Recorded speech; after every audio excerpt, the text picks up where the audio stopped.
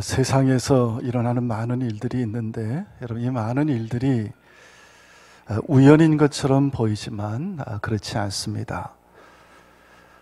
개인적이든 가정일이든 또 사회적이든 국가적이든 나아가서는 세계적인 일이라 할지라도 그 속에는 반드시 하나님의 섭리가 있습니다. 그래서 세계 도처에서 일어나는 현상들을 우리는 그냥 보아 넘기면 안 됩니다.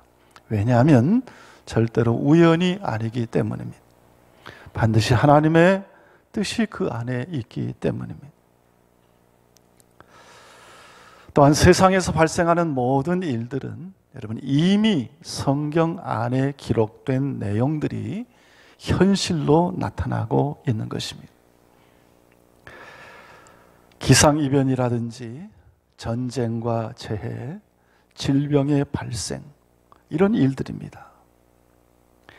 폭우와 폭설, 태풍, 가뭄, 또 도처에서 일어나는 전쟁, 재해, 이런 것은 이루 말할 수가 없습니다.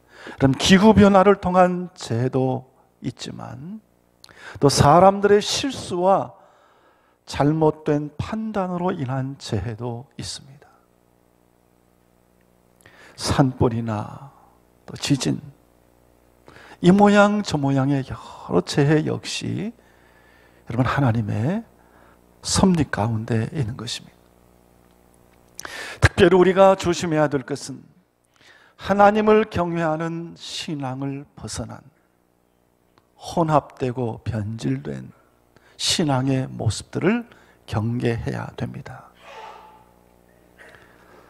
그리고 창조 질서를 파괴하고 육체의 쾌락만을 일삼는 행위, 즉 음행과 간음, 이런 일이 있을 때 하나님은 진노하시고 징계하셨습니다. 그리고 그 징계의 수단이 크게 세 가지임을 우리 성경은 말씀하고 있습니다. 그 세 가지는 칼과 기근과 전염병입니다. 여러분, 칼은 일종의 전쟁을 말합니다. 기근은 가뭄이나 경제적인 빈곤을 통한 굶주림을 뜻합니다. 그리고 전염병입니다. 이 세 가지의 징계가 어떤 경우에 발생하게 되는가? 레위기 18장과 20장에 기록된 말씀은 대부분 성적인 잘못이 무엇인지를 가르치고 있습니다. 레위기 20장에서는 성문란을 조장하는 사람은 반드시 죽이라고 하며 그 죄를 나열하고 있는데 그 중에 근친상간과 동성애와 짐승과 성관계를 갖는 것을 지적하고 있습니다. 만일 이런 일을 당하면 그 땅에서 백성들을 토하여 내친다고 하나님이 말씀하셨습니다. 또 레위기 20장 10절부터 21절을 보면 성범죄에 대한 것을 적나라하게 기록하고 있는데 그 내용을 간추려 보면 누구든지 남의 아내와 간음하는 자, 간통하는 자는 둘 다 죽이라. 그리고 누구든지 그의 어머니와 동침하는 자, 며느리와 동침하는 자, 장모와 동침하는 자, 오누이 간에 동침하는 자, 이모와 고모와 숙모, 그리고 형제의 아내, 즉 형수와 제수씨 등 근친상간죄를 범하면 다 죽일지니라 라고 기록하고 있습니다. 또 20장 13절을 보면 여인과 동침하듯 남자와 동침하면 둘 다 가증한 일을 행함인 즉 반드시 죽일지니 자기의 피가 자기에게로 돌아가리라, 그렇게 말씀합니다. 또 20장 15절 16절 말씀을 보면 남자가 짐승과 교합하면 반드시 죽이고 너희는 그 짐승도 죽일 것이며 여자가 짐승에게 가까이하여 교합하면 너는 여자와 짐승을 죽이되 그들을 반드시 죽일지니 그들의 피가 자기들에게로 돌아가리라, 그렇게 말씀했습니다. 여러분, 하나님이 이렇게 무서운 말씀을 하신 이유가 무엇일까? 여러분, 이런 것들은 죽어야 할 만큼 무거운 죄임을 우리에게 가르쳐 주는 것입니다. 지금 우리는 신종 코로나 바이러스 증후군으로 인해서 우리 대한민국뿐만 아니라 온 세계가 혼돈 가운데 있습니다.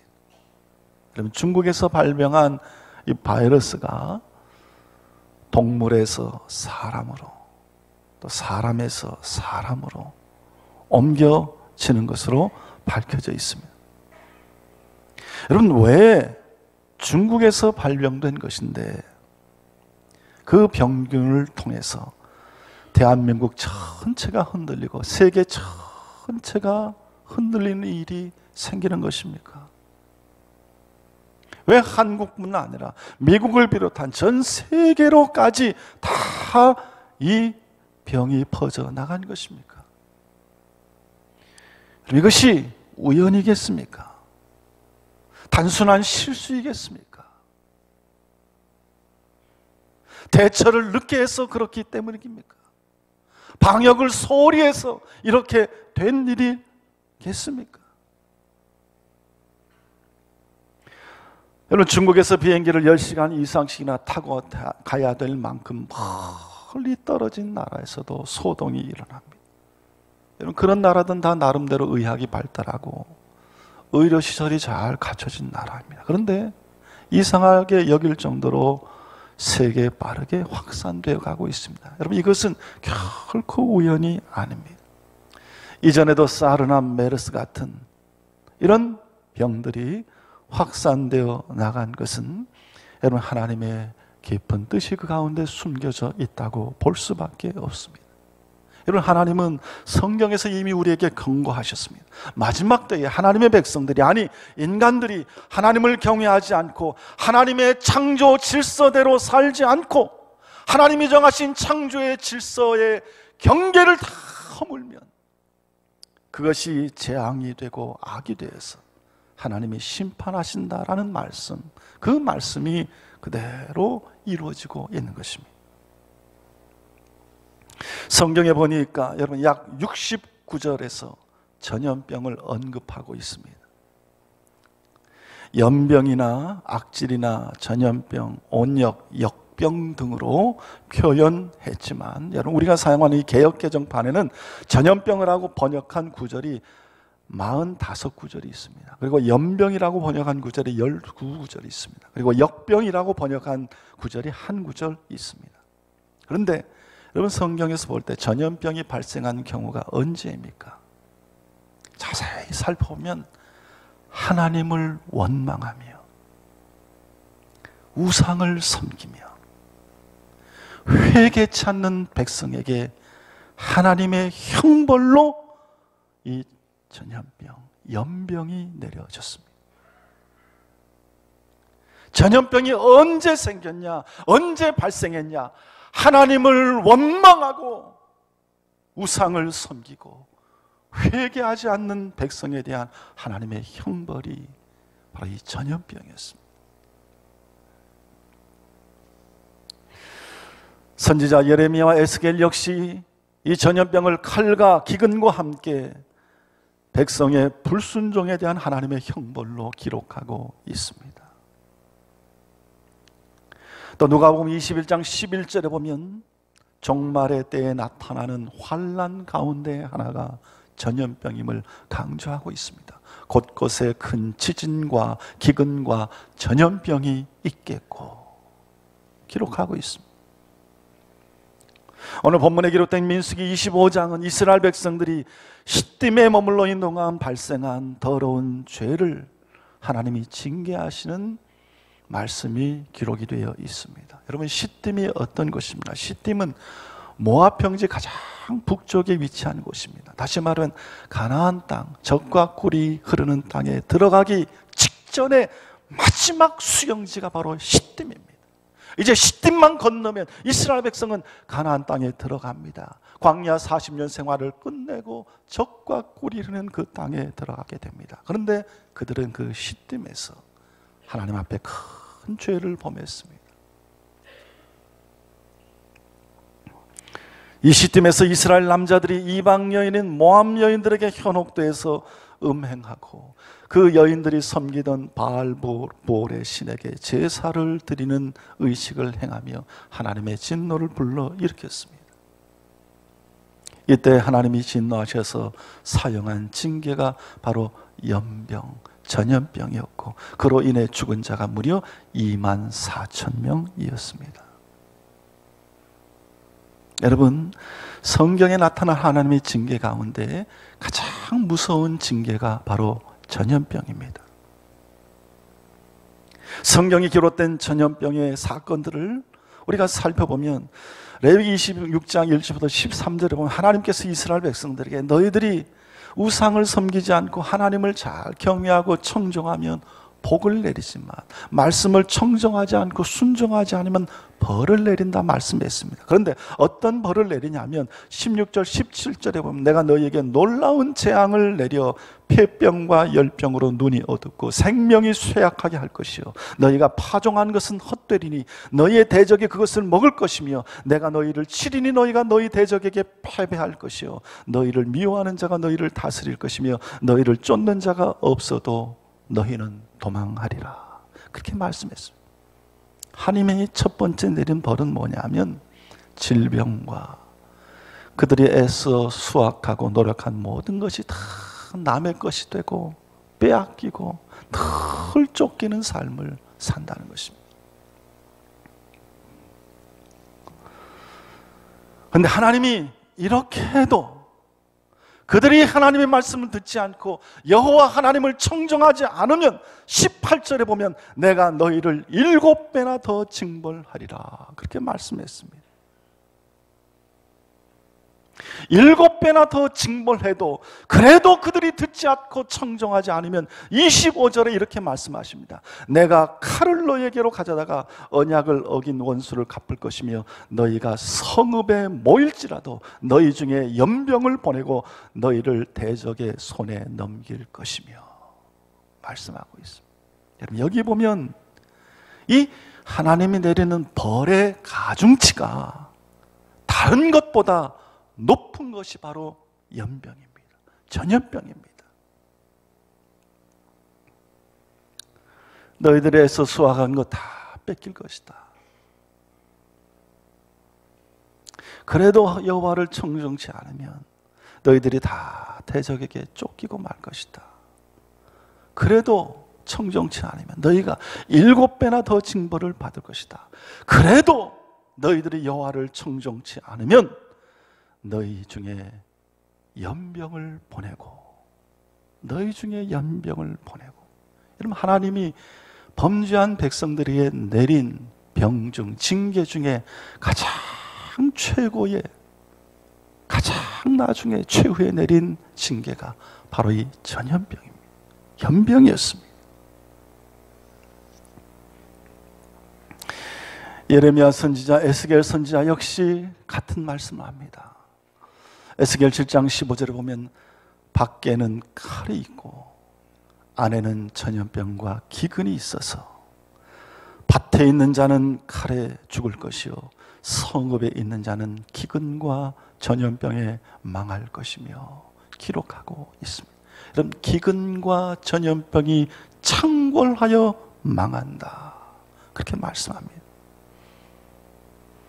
여러분 지금 우리나라는 이 우한 폐렴, 코로나 바이러스 증후군을 앓고 있습니다.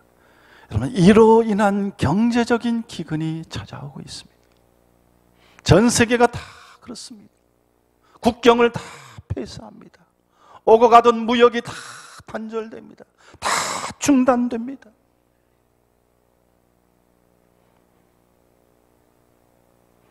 백화점이 텅 비고 상점에 사람이 없고 식당에 사람이 찾아가지 아니하고 장사가 되지 아니하고 도시나 마을은 빈 성읍처럼 텅텅 비어가고 있습니다. 여러분 이럴 때 우리는 어떻게 해야 됩니까? 우두커니 보고만 있어야 됩니까? 뉴스에 귀를 기울이고만 있어야 되겠습니까? 발만 동동거리고 있어야 되겠습니까? 나만 안 걸리면 된다는 식으로 나만 건강하고 안전한 것으로 만족해야 합니까? 어떻게 해야 됩니까? 무엇을 해야 됩니까? 우리는 하나님께 기도해야 됩니다. 하나님께 간구해야 됩니다. 하나님만이 이 병을 막을 수가 있습니다. 하나님만이 이 병을 그치게 할 수 있습니다. 하나님만이 우리에게 안전과 평화와 기쁨을 가져다 줄 수 있습니다. 하나님만이 우리를 지키십니다. 하나님만이 이것을 막을 수 있습니다. 우리는 하나님께 기도해야 됩니다. 하나님께 간구해야 됩니다. 여호와 하나님이 우리의 피난처이시고 우리의 산성임을 고백하며 하나님을 찾고 하나님께 부르짖어야 됩니다. 시편 91편 2절부터 6절 보면 나는 여호와를 향하여 말하기를 그는 나의 피난처요 나의 요새요 내가 의뢰하는 하나님이라 하리니 이는 그가 너를 새 사냥꾼의 올무에서와 심한 전염병에서 건지실 것이미로다. 그가 너를 그의 깃으로 덮으시리니 내가 그의 날개 아래 피하리로다. 그의 진실함은 방패와 손방패가 되시나니 너는 밤에 찾아오는 공포와 낮에 날아드는 화살과 어두울 때 퍼지는 전염병과 밝을 때 닥쳐오는 재앙을 두려워하지 아니하리로다. 우리를 심한 전염병에서 건지실 하나님, 어두울 때 퍼지는 전염병에서 우리를 건지실 하나님, 우리에게 도움을 주시는 여호와 하나님께 구해야 됩니다. 어떻게 구해야 됩니까? 어떻게 기도해야 됩니까? 그냥 기도만 하면 되겠습니까? 여러분, 여기서 가장 중요한 것은 회개의 기도입니다. 회개하는 기도입니다. 내 백성이 그들의 악한 길에서 떠나 스스로 낮추고 기도하여 내 얼굴을 찾으면 내가 하늘에서 듣고 그들의 죄를 사하고 그들의 땅을 고칠지라 말씀했습니다. 내 백성이 악한 길에서 떠나 스스로 낮추고 기도하여 내 얼굴을 찾으면 여호와 하나님을 찾고 구하면 내가 하늘에서 듣고 그들의 죄를 사하고 그들의 땅을 고칠지라고 말씀했습니다. 여러분, 오늘 이 민수기 25장에도 무려 24,000명이 전염병으로 죽었습니다. 그런데 그 병이 멈춘 것은 아론의 손자 비느하스가 이스라엘의 남자와 모압 여인이 막사에 들어가는 것을 보고 분이 생겨 창을 가지고 들어가 그들의 배를 뚫어 두 사람을 죽였을 때 병이 그쳤습니다. 여러분, 무슨 말씀입니까? 그들이 행하는 일이, 그들이 행한 죄악이 하나님께 분노를 일으킴을 알고 그들의 행위가 잘못된 것임을 알고 회개의 마음을 가지고 그 두 사람을 죄의 제물로 죽여 하나님께 드렸을 때 연병이 그쳤습니다. 여러분, 우리도 하나님께 우리 죄를 깨닫고 이 땅의 죄를 깨닫고 세계 모든 민족과 열방의 죄를 깨닫고 하나님께 기도해야 됩니다. 회개 기도를 드려야 됩니다.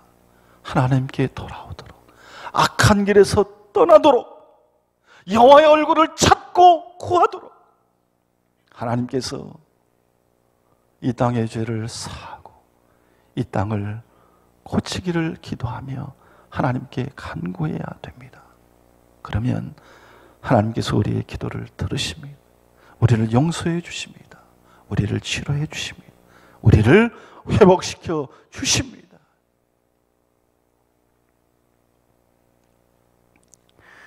여러분, WHO라고 하는 세계보건기구가 있습니다. 이 세계보건기구는 세계 인류가 신체적으로 정신적으로 최고의 건강의 수준에 도달하는 것을 목적으로 삼고 활동하는 국제적인 기구입니다. 이 세계보건기구는 유행성 질병이나 전염병, 또 각 나라의 공중보건, 이런 것을 강화하고 확장하고 지원하는 일을 맡아봅니다. 세계 최고의 의료기구입니다. 그런데 지난 1월 31일에 이 세계보건기구 WHO에서 국제 비상사태를 선포했습니다. 왜냐하면 이 신종 코로나 바이러스로 인한 확진자와 사망자가 늘어나므로 결국 비상사태를 선포했습니다. 여러분, 이 화면에 보면 이 세계보건기구 WHO에 마크가 있습니다. 이 마크를 보면 파란색 배경에 여러분 지팡이를 감고 있는 뱀이 그려져 있습니다. 이런 뱀과 지팡이가 그려져 있는 것은 뭐냐면 그리스 신화에 나오는 의술의 신 아스클레피오스 때문입니다. 이 아스클레오피스는 죽은 사람도 살릴 수 있을 만큼 뛰어난 의술을 가지고 있었다고 합니다. 이 아스클레오피스는 항상 뱀이 감긴 지팡이를 들고 다녔는데 왜 그러냐? 이 뱀은 약초를 찾아내는 특별한 능력이 있었던 것입니다. 이런 이유로 해서 이 아스클레오피스의 뱀이 감긴 지팡이는 의술과 건강의 상징이 된 것입니다. 그래서 세계보건기구의 이 마크에 이 아스클레오피스의 뱀이 감긴 지팡이가 상징적으로 그려져 있습니다.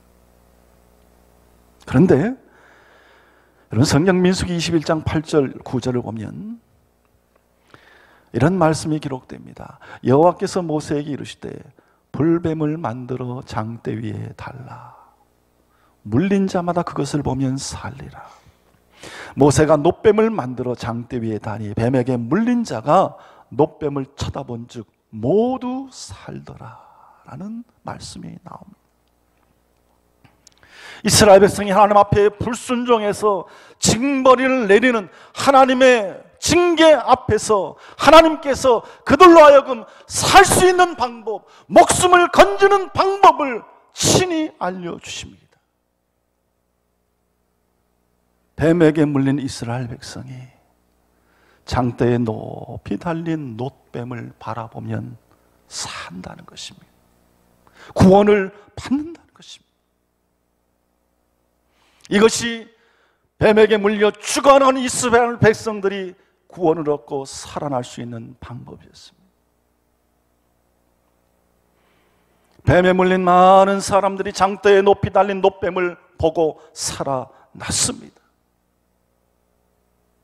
장대에 달린 놋뱀을 보지 않고 의심한 사람들은 몸에 독이 퍼져서 죽게 되었습니다. 장대에 달린 뱀을 쳐다본 즉 무슨 효과가 있겠느냐? 무슨 효능이 있겠느냐? 저거 본들 무슨 살아남이 있겠느냐? 하나님의 말씀을, 하나님이 명하신 구원의 방법, 치료의 방법을 믿지 않고 끝까지 불순종한 자들은 다 죽었습니다. 그러나 뱀에게 물렸어도 하나님이 하신 말씀을 회개하는 마음으로 믿고 다시금 순종하며 다른 자들은 다 살아났습니다.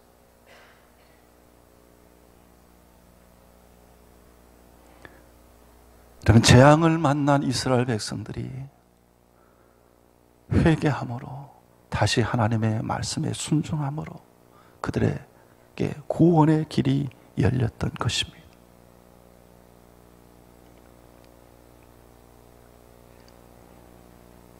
저는 하나님의 말씀을 믿고 그 말씀에 순종해서 장대에 달린 뱀을 쳐다본 자들은 다 살았습니다. 그러나 그 말씀을 믿지 않고 끝까지 의심하며 불순종한 자들은 다 죽게 되었습니다. 문제의 원인은 어디에 있습니까? 죄에 있었습니다. 불순종에 있었습니다. 하나님의 말씀을 믿지 않고 따르지 않는 불순종 가운데 고통과 죽음이 있었던 것입니다. 뱀에 물린 백성을 위해 뱀을 장대에 매다신 하나님, 그 하나님은 죄를 범한 인류를 위해 예수 그리스도를 십자가 위에, 십자가라는 장대에 높이 다셨습니다. 하나님께서는 예수 그리스도를 우리 대신 죄인은 삼으시고 장대에 매다신 것입니다.